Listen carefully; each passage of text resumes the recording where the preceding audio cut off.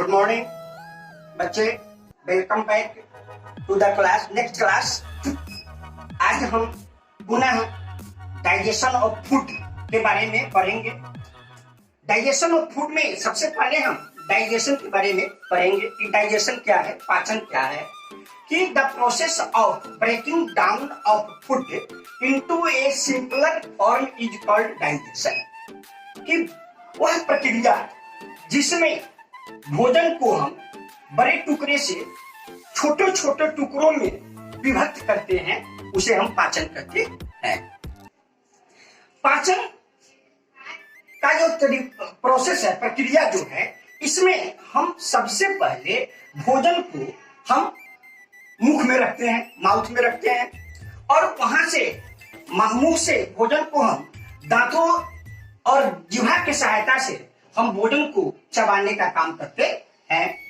उसके फलस्वरूप हमारे सैलिवरी ग्लैंड से एक तरह का लार निकलता है जो हमारे भोजन को मुलायम बनाता है, और वह मुलायम बनने के बाद भोजन मुंह के से फूड पाइप के द्वारा अर्थात ग्रास नली के द्वारा हमारे स्टोमक तक पहुंचता है। भोजन हमारे स्टोमक में 4 से 6 घंटा तक रहता है, और यहाँ पे भोजन का पार्शियल डाइजेशन होता है। पार्शियल डाइजेशन होने का मतलब है कि वहां पे भोजन पूर्ण रूपेण नहीं पचता है, वहां भोजन का कुछ भाग पचता है और कुछ भाग नहीं पचता है। तो जो भाग भोजन का वहां पे पच जाता है, वह पचे हुए भाग वह स्मॉल आइंस्टाइन में चला आता है, और पचे हुए भोजन होते हैं, जो भोजन नहीं पूर्ण रूपेण पके हुए होते हैं, वह लार्ज आइंस्टाइन में चली जाता है, बड़े आंत में चला आता है। और उसके बाद स्मॉल आइंस्टाइन से भोजन हमारे ब्लड में चले जाते हैं, और ब्लड में जाने के बाद वो हमारे पूरे शरीर में फैल जाते हैं और हमारे शरीर में ऊर्जा का संचार करते हैं। अर्थात भोजन करने के से जो ऊर्जा प्राप्त होता है वह डायरेक्ट नहीं होता है, वह हमें पचने के बाद उससे ऊर्जा प्राप्त होता है। जो अधपचे हुए भोजन होते हैं, जो लार्ज आइंस्टाइन से होते हुए, बड़ी आंत से होते हुए रेक्टम में आते हैं, और रेक्टम के से आकर के और गुदा के द्वारा, एनस के द्वारा वह हमारे शरीर से बाहर निकल जाते हैं। हम इसी प्रक्रिया के द्वारा भोजन का पाचन हमारे शरीर में होता है और हम भोजन को पचाने का काम करते हैं।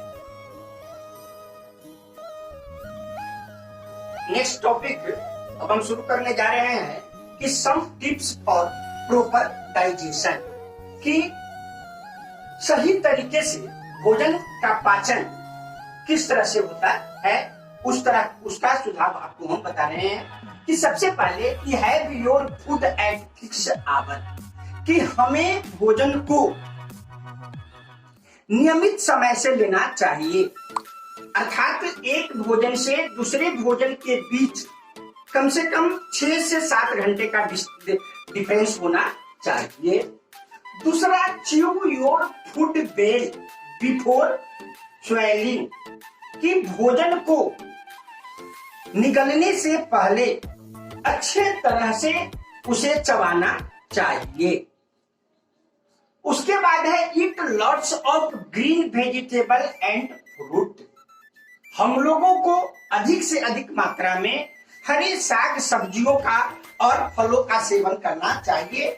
हमें यह कारण कि साग सब्जी और फल जो हैं, इसमें प्रचुर मात्रा में रफेज पाए जाते हैं, जो हमारे पाचन तंत्र को मजबूत करने का काम करते हैं। डू नॉट ओवर ईट, हमें अधिक नहीं खाना चाहिए।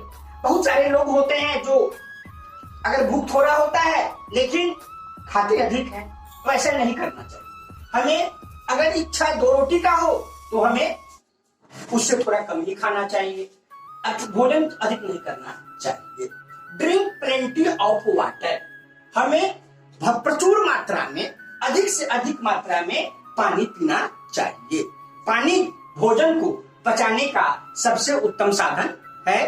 भोजन को अगर हम पानी नहीं पीते हैं तो भोजन नहीं पच पाता है और हमें पाचन